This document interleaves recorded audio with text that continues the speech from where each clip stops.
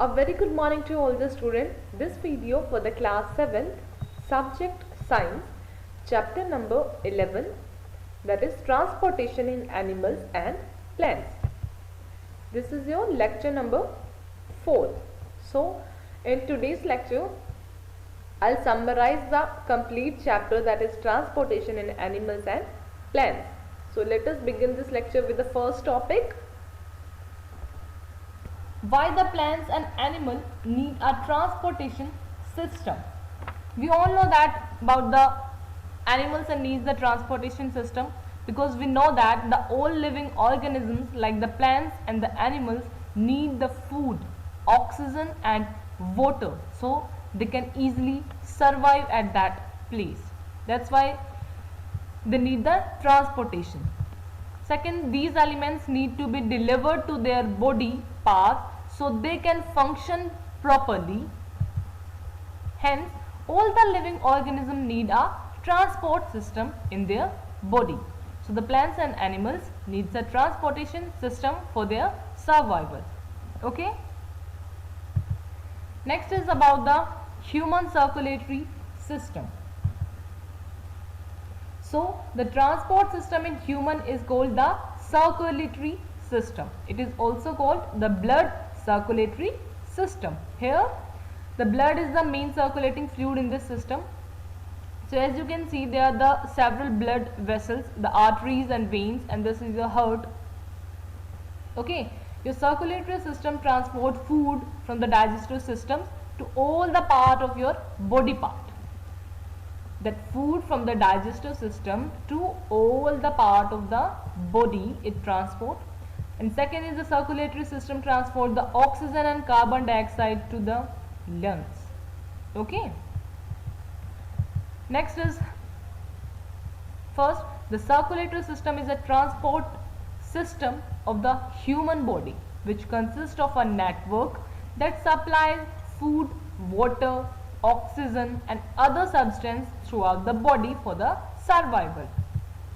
The main parts of the circulatory systems are blood vessels and heart. So the circulatory system in human being is a highly specialized system. So it consists the following component here: blood vessels and heart. So first one is the blood. Blood is a circulatory fluid that flow in the blood vessels. And second is the blood vessels, a system of a fine tubes through which your blood flows. And third one is heart, a pumping organ that pumps out the blood with force. Okay. Next we talk about the blood. So basically the blood is a red color fluid that flows in our body through the blood vessels. Okay, this is blood. So here is the function of the blood. There are the various functions of the bloods in our body. That first one is the blood acts as the medium of the transportation of essential substances throughout our body, such as oxygen and nutrients. Second, the blood carries oxygen from the lungs and transport it to the different cells of the body.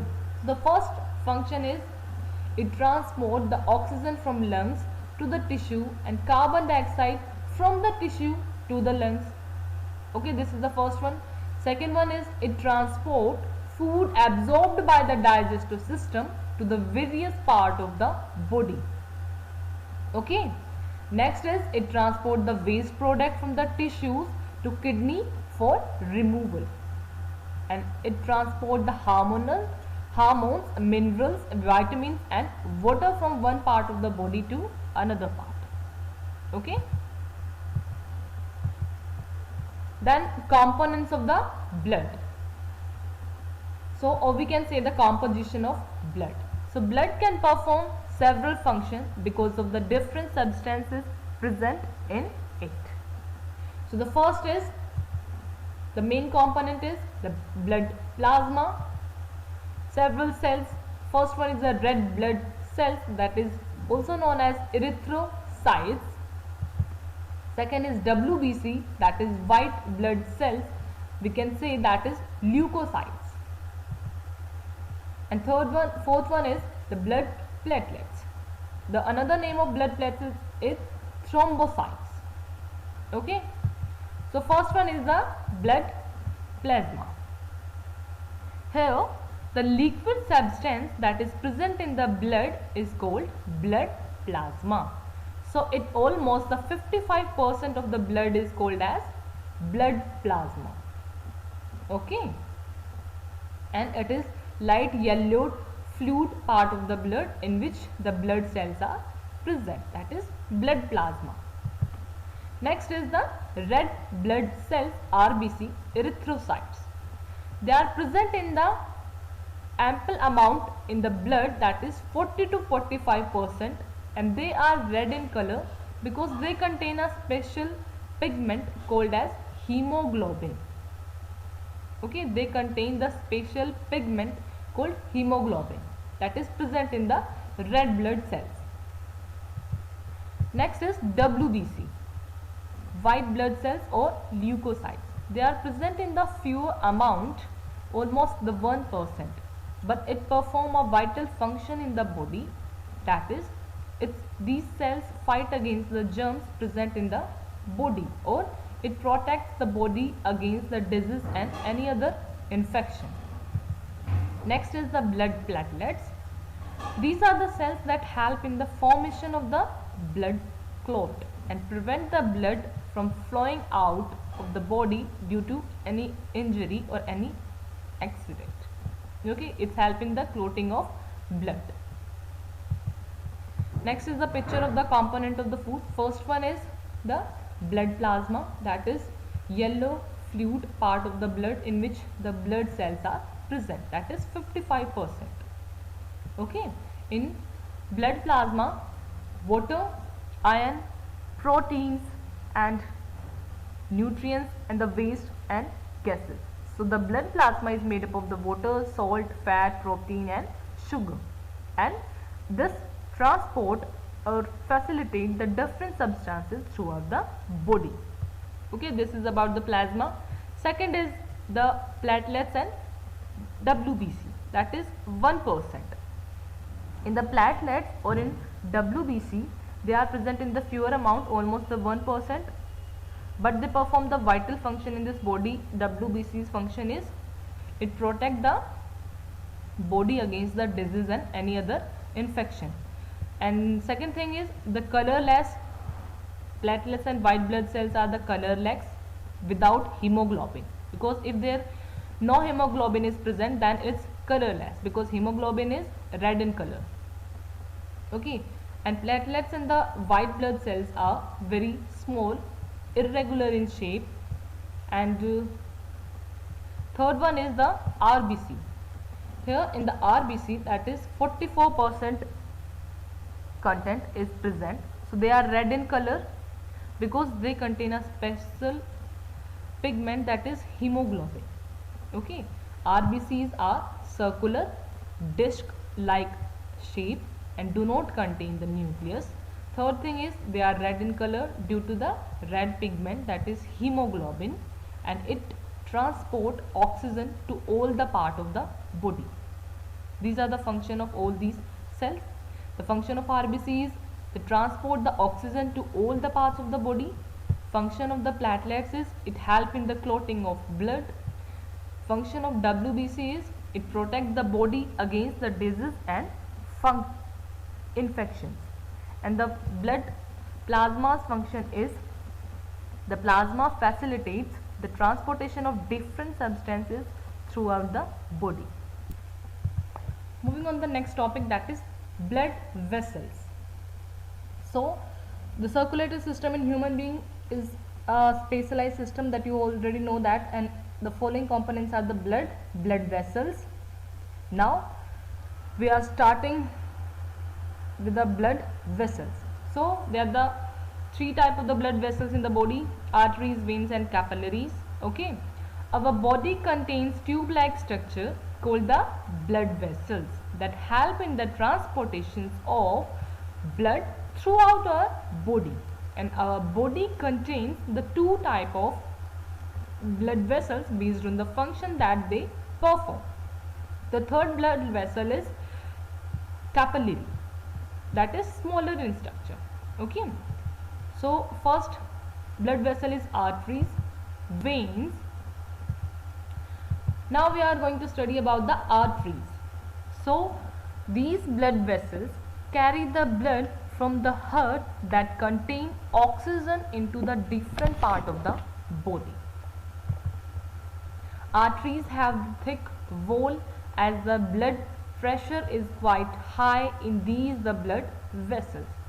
So that's why the arteries have the thick wall, because the BP level is quite high in the blood vessels. They are narrow so that the blood can flow quickly through them. Arteries have narrow, so blood can easily flow. They do not contain walls, as the blood in arteries always flow in the right direction due to the pumping of the heart. That's why they do not have any type of walls. Next is about the veins. So these blood vessels carry blood that is rich in the carbon dioxide from the body organs to the heart.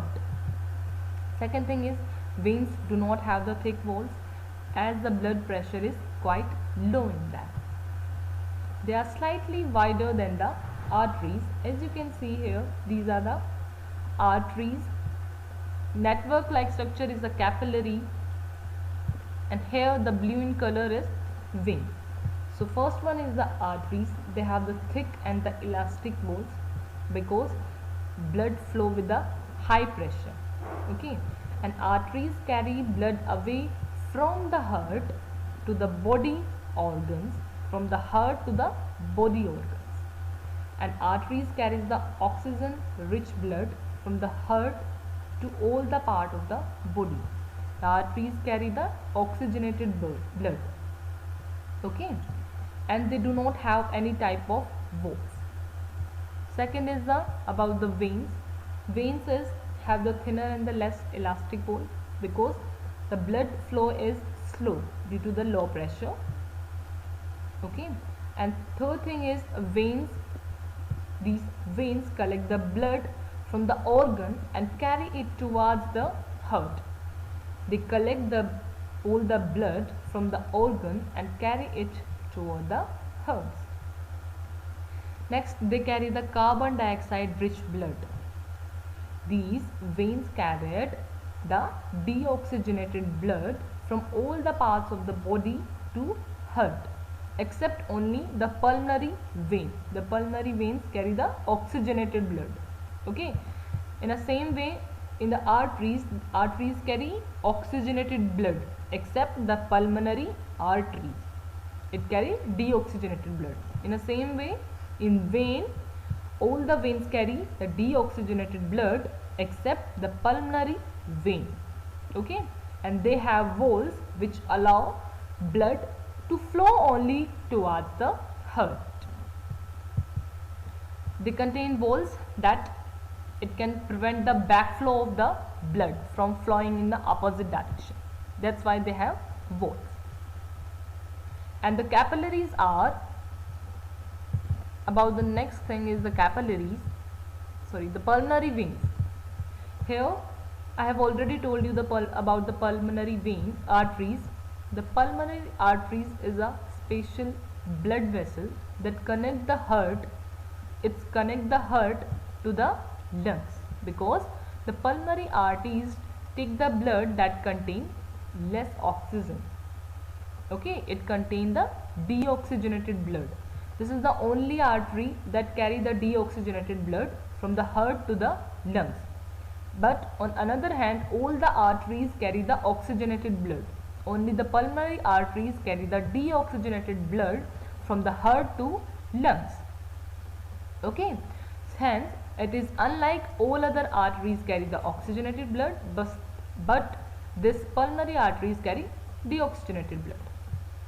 Next is about the pulmonary veins. In pulmonary vein is a special blood vessel that connects the lungs and the heart. In the same way, all the veins carry the deoxygenated blood, but this pulmonary veins carry the oxygenated blood from lungs to heart. It carry the oxygenated blood from lungs to the heart. Okay, so it is unlike all other veins carry the deoxygenated blood. Only the pulmonary veins carry the oxygenated blood from lungs to heart. This is about the pulmonary vein. Next is about the capillaries. So capillaries these are the capillaries are the small blood vessels are called as capillaries, and the arteries divide themselves into capillaries which then deliver the oxygenated blood to the tissues in the body. So these capillaries take up the deoxygenated blood from the tissues to the veins. First thing, they extremely thin wall, okay, and blood flow is extremely slow. So the capillary form a network of very thin tube in between the arteries and in between the veins, and they allow the exchange of substances through their thin walls. Okay, the capillary form a network of very thin tube in between the arteries and vein in the organ and tissues. Okay, and the capillaries deliver the oxygenated blood to the tissue in the body, and these capillaries take up the deoxygenated blood from the tissues to the veins. Okay, next is about the heart. So heart is an organ that is present in our body that pumps the blood in the blood vessels. Okay, and it is located in the chest cavity. Third thing is the lower part is little tilted. The lower part is little tilted toward the left side. Okay, then this heart is divided into 4 chambers which prevents the oxygenated blood and from mixing with the carbon dioxide rich blood, the deoxygenated blood and oxygenated blood. The first thing, that is the atria or the upper chamber contain blood with no oxygen. There is no oxygen in the upper chamber, that is atria. And the ventricle, the lower part or the lower chamber of the heart, contain the oxygenated blood. So the artery and ventricle both are individually divided by with the help of some valves. As you can see, these are the valves that the atrium and ventricle both are divided individually. Okay, these are the valves, tricuspid valves and bicuspid valves. Next is from the left ventricle, from this part, from the left ventricle, the biggest arteries of our body called aorta begins. From this part, the biggest part of our body called the aorta is begun from the left ventricle, and the right atrium of the body, this right atrium of the body receive the deoxygenated blood from the body through a vena cava. From the superior vena cava, the right atrium of the body receive the deoxygenated blood. Okay, and vena cava is the largest vein of our body. Okay, next is about the heart. The heart is divided into 4 chambers which prevent the oxygenated blood from mixing with the deoxygenated blood. Second is the atria or the upper chamber contain the blood with no oxygen, and the lower chamber, that is ventricle of the heart, contain the oxygenated blood. The atria and the ventricle both are individually divided within themselves in 2 chambers with the help of the valves. The atria and the ventricle parts both are divided by the help of a valve, that is bicuspid or tricuspid valves. Next is the flow of blood in human body or the functioning of heart. So first, from the left ventricle of the heart pumps out the oxygenated blood to the aorta. From this left ventricle, the heart pumps out the oxygenated blood to aorta, which take it to the body cells. Okay, then body cells take in the oxygen, give out the carbon dioxide. Firstly, what will happen? From the lungs, the oxygenated bloods carry out, okay, by the pulmonary veins. Through the pulmonary veins, this oxygenated blood, it goes to the left auricle, then it goes to the left ventricle. From the left ventricle, this oxygenated blood goes into the body organs, all the body parts, via arteries, mean arteries. Okay, because you already know that the arteries carry the oxygenated blood, only the pulmonary arteries carry the deoxygenated blood. So from the lungs, the oxygenated blood carry out by the help of the pulmonary veins. It goes to the left auricle, then it goes to the left ventricle. This left ventricle, from the left ventricle, the oxygenated blood goes to all the body organs through the arteries. Okay, and this all the oxygenated blood in body organs, these body cells take the oxygen and give out the carbon dioxide from this blood through the capillary network. So this carbon dioxide rich blood is collected by the vein, this deoxygenated blood. Carbon dioxide rich blood is deoxygenated blood, and oxygen rich blood is oxygenated blood. Okay, then from the body organs, the carbon dioxide rich blood or the deoxygenated bloods via veins, it goes to right auricle. Okay, from the right auricle it goes to the right ventricle, and then it goes to the lungs via pulmonary arteries. This deoxygenated blood goes to the lungs via pulmonary arteries. This is the only arteries which carry the deoxygenated blood. Okay, while all the arteries carry the oxygenated blood except this pulmonary arteries.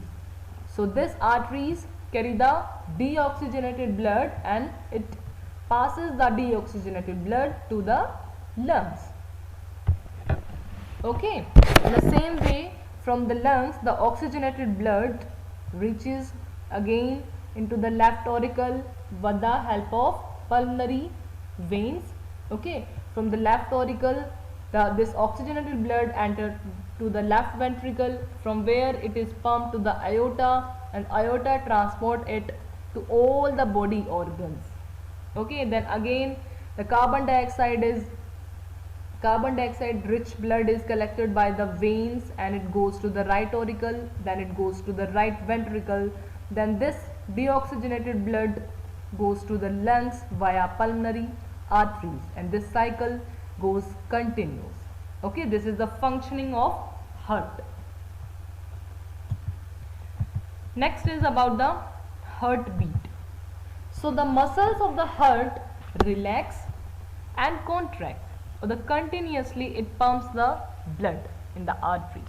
So this rhythmic contraction and the relaxation of the heart is called heartbeat. Okay, the heart contract and relax alternately in a rhythmic way. So when it contracts, it through the blood out of the heart into aorta with the force, and when it relax, it gets filled with the blood again. So this cycle continues again and again, don't stop. Okay, the contraction and the relaxation of the heart is called as heartbeat. So the stethoscope is an instrument that is used to listen to the heartbeat of a person.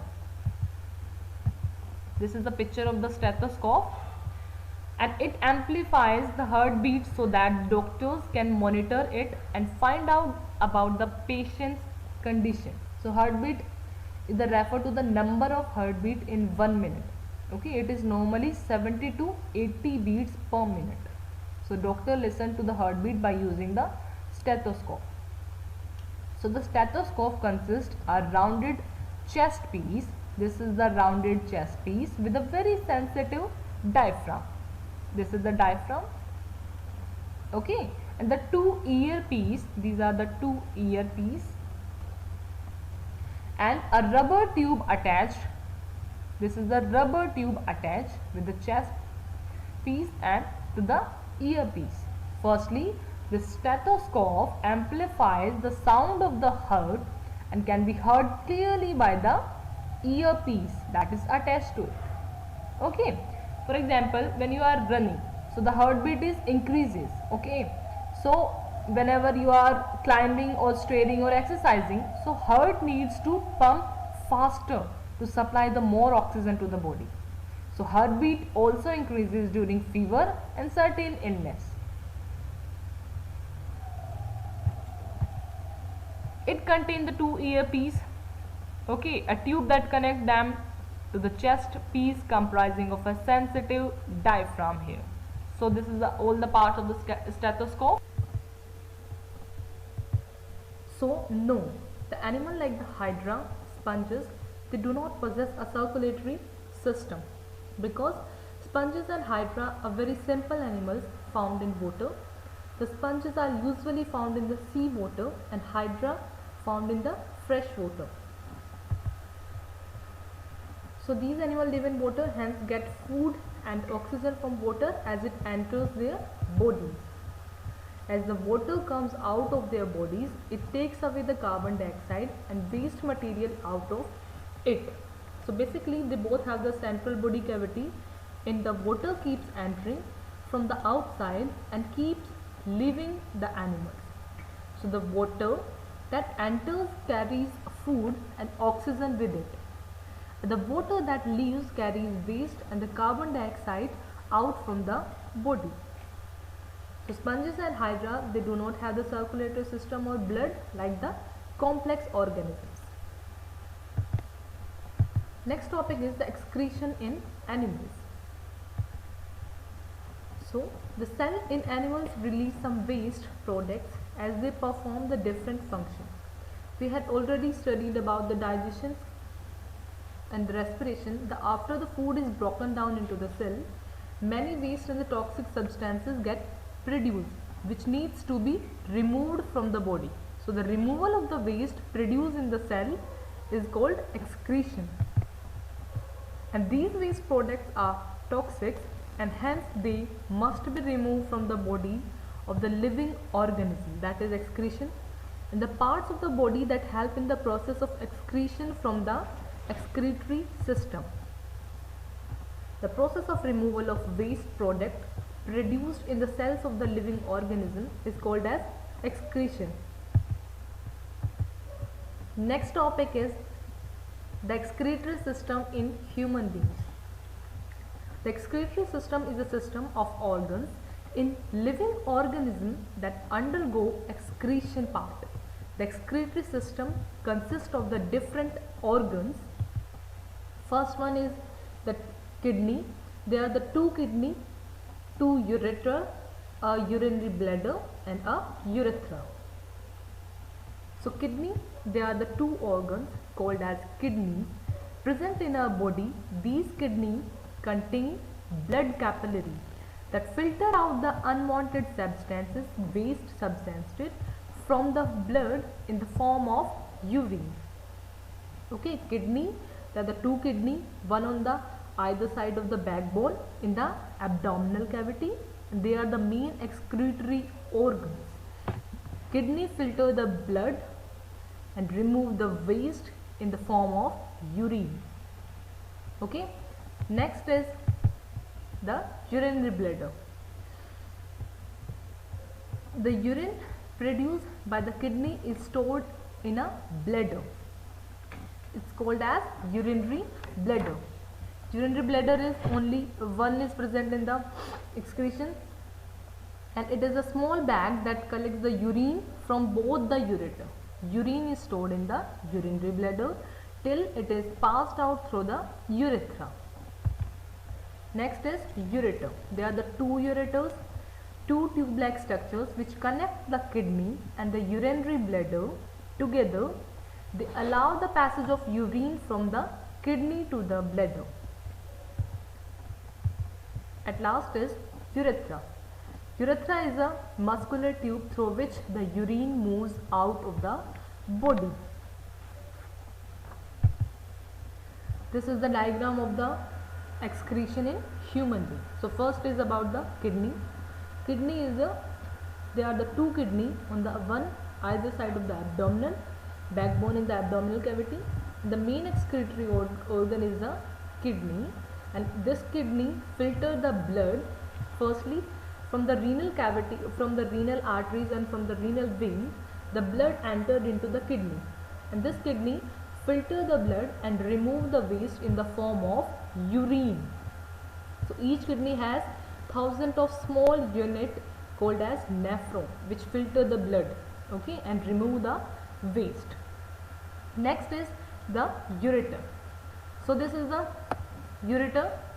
There are the two ureter. First one is this tube is first ureter, and this is the second ureter from the second kidney, one from each kidney. So they are the tube-like structures.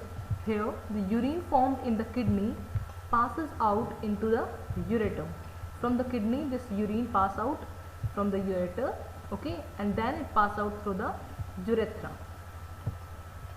Then is the urinary bladder. So urinary bladder, this is the urinary bladder. It is a small bag that collects the urine from both the ureter. Firstly the urine passes from the kidney and it goes to ureter. Then urinary bladder is collect the urine from both the ureter, okay, and urine is stored in the urinary bladder till it is passed out through the urethra. At last the urethra, it's a small muscular tube that carries urine from the urinary bladder, okay, and it too passes outside to the body. Next is different organisms excrete different waste. The major excretory product in human is urea. The urine consists of toxic waste is 2.5% and urea is about 2.5% and water is 95%. Okay, and the average amount of urine in a normal person is 1 to 1.8 liter within a 24 hours or in a day. Then glucose and protein are the normally absent in the urine. If they are present, it reflects some disorder in the body. If the glucose and protein is present in the urine, then it reflects there are some disorder in a particular person. The way in which the waste chemicals are removed from the body of the animal depends on the availability of water. Fishes and aquatic animals excrete the ammonia in the water. Only the fishes and the aquatic animals excrete ammonia in the water. Instead of the urine, they excrete ammonia. Next, the birds, snakes and lizards excrete the semi-solid white colored uric acid. Next is about the dialysis. Sometimes people use the artificial kidney. For example, a kidney failure occurs and kidney are not able to filter the urea and the other waste from the blood. So, if the waste keep accumulating in the body, then they can be fatal for the person or hazardous for that person. So, in such a case, the blood is passed. This blood is passed through a dialysis. This dialysis machine is also called as the artificial kidney. This blood is passed from this dialyzer, that is the tube system made of the selectively permeable membrane, okay, to remove all the waste. So this process of filtering the blood is called as dialysis. Here the fresh dialysing solution is present and it goes into this dialyzer, okay, and the impure used dialysis solution with urea and excess salt is collected in this solution, okay. This is the dialysis. Next is about the transportation in plants, or the transportation of water and mineral. The first is the transportation of water and minerals. The root of the plant absorbs the essential mineral and water from the soil. The root have the hair-like structure present on them. These hairs increase the surface area. The root hairs increase the surface area of the root and allow more amount of absorption. First, the plant absorbs water and mineral from the soil with the help of root. From the root, they are transported to the leaves where they are used to synthesize the food. Okay. Next is, from the root, the water and mineral are transported to other part of the plant through the special kind of tissues called the vascular tissues. So there are the two vascular tissues present in the plant. First one is xylem and phloem. So the transport system in plants, all the flowering plants have the transport system made up of the special tissues. These are the xylem and phloem are the vascular tissues. Okay, vascular tissues has a different type of cells which perform the same function. Here in xylem, it transports the water and mineral from the roots upward to the leaves.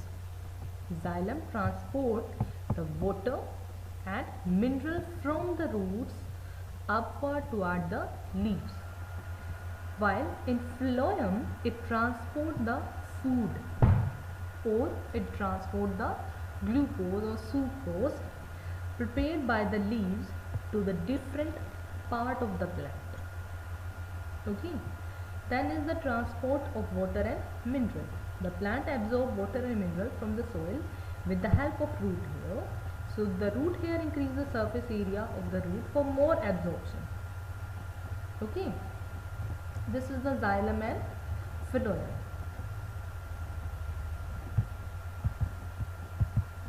Next, xylem is a vascular tissue that is responsible for the transporting the nutrient and water in the plant. The root cell absorb water and mineral and transport it into xylem. So xylem carry it to the other part unidirectional without the uses of energy. There is no use of energy in xylem.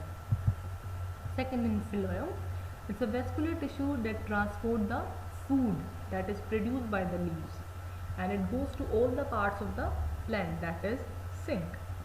So this flow is bidirectional and utilize the energy, and it is also known as translocation in plants. Xylem transport the water and minerals, okay, while in phloem it transport the food that is produced by the leaves. Xylem is a unidirectional without uses of energy. Phloem is a bidirectional with utilizing some energy. Next is about the transpiration. Sometimes not all the water that plants absorb is used by them, so they need to get rid of the excess water in them. Transpiration is the evaporation of water from the surface of the plant, mainly by the stomata that is present on the leaves. So this loss of water in plants takes place through the process of transpiration, in which the water evaporate in the atmosphere through the stomata present on the leaves. At last, the homework of this lecture number 4. So you have to solve the assignment of chapter number 11, that is transportation in animals and plants. Solve this assignment in your fair notebook. So this is it about this video. Hope you have understood this video. Thank you and have a nice day.